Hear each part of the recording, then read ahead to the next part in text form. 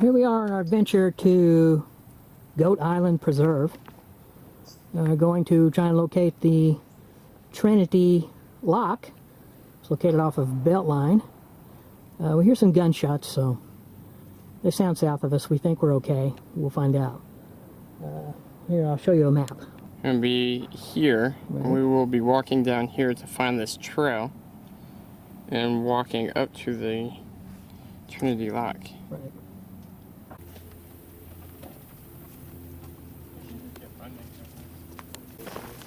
Got a few grasshoppers along the trail here. Seems to kind of be an abundance of them. Looks like there's a gate over to the right. Must be a road that used to go down there.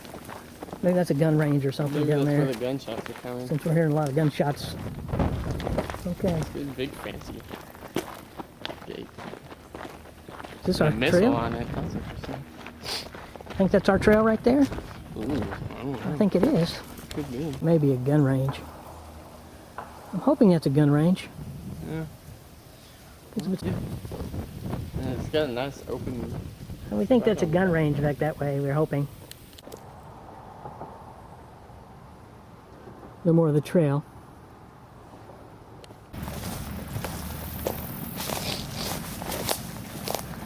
Nice turkey vulture.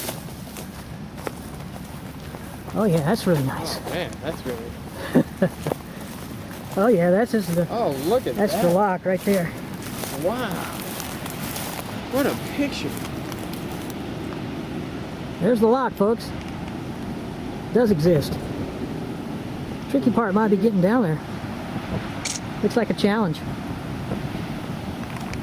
In 1836, boats were already using the Trinity River. And in 1868, the first boat made it all the way from Houston to Dallas on the Trinity after a journey of 1 year and 40 days. In 1890, the Trinity River Navigation Company built the lock. And then in 1915, your federal government allocated $2 million to build locks and abandon the project in World War I. I guess it's not really washed out anymore. Right. Oh, man. I think we can make it out over there.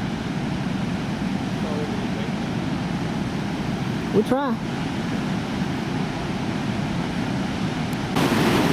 We're actually standing on one side of the lock at this point. I guess the dam, actually the check dam here, will take the water and hold it. There's the lock itself. Ships would enter in and then they would close the lock and adjust the level and then move on from there. This is a lot of water. We've recently got some rain. I think that's made a big difference in the amount of water. The water's spilling over the dam. That's a lot of water. There's a floodgauge on the far side, but I can't really tell what it's trying to tell me as far as the level.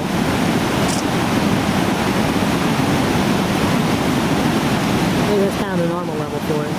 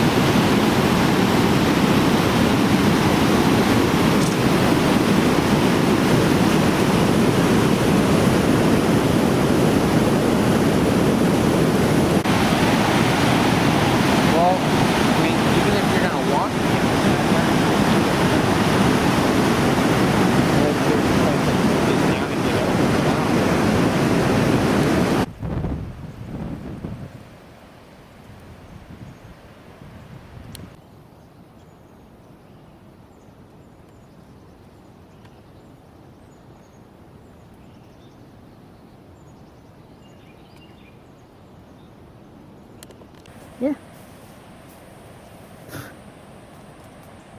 Buzzed by a mosquito.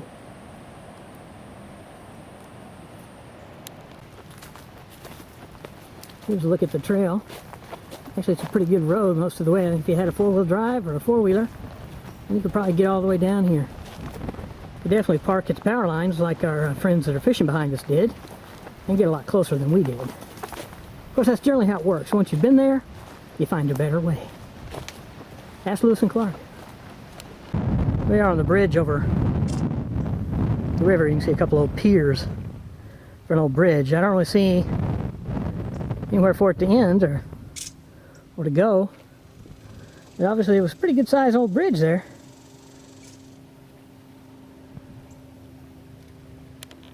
Here's another look at the old bridge.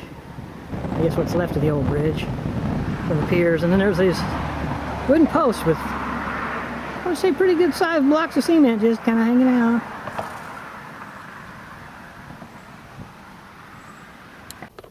Well, here's the trail that we're on the lock side, and I think we are on the dam. I don't call it the dam, but the levee. And we may be working our way too far from the water. I think the water's over to our left, but I'll give you a look at what the trail like here. It's a little more overgrown than on the other side. I think the river's back over this way. It goes down right over there. Yeah, I'm afraid we may get a gully between us and the river that we can't cross. There's the trail we just came through. A lot of spider webs. I'll let Kendall go first. Now we're headed back. We're going to head back to the road, try and work our way over to the river and across. We got a really big ditch here between us and the river, and I think it's really going to be hard to cross. So we're headed back down the same way we were coming earlier. Here we scrambled underneath the bridge, and here's the old bridge going back up. We're down to the water line. Doesn't look like it's very easy to get over, but we'll see what we can do. Now we're working our way under the bridge, the I-45 bridge. And it's kind of a little hint of a trail we're following, but it's really not much here. Okay, here we are underneath the bridge. Looking back towards the abandoned pier there. You see the water here, the Trinity. I see why they closed the other bridge. Yeah. Yeah. This is a reinforcement, I guess, for keep that same thing from happening to this bridge. And grasshoppers just everywhere. And look back up here and see the lock way up there. We'll see if we can get close to it. The bugs are just eating me out here. Very interesting little wasp nest here. I'm further over, I'm pretty sure this is a bird nest. Swallow or something like that. Pretty sure. Oh yeah, there's a few bird nests along that trail. Let's take a look at that bridge up there. Okay. That's bird nests there. Swallows, I guess. But they eat big time around here at Skeeter's. Oh man, all along the bridge there. I think it'd be disturbed by the traffic, but I guess if you're not afraid of the shotguns. Here's the trail we're headed back along under the bridge up to the other side. It goes way back down there. Very deep with overgrowth and nastiness. And thank you, Lewis and Clark.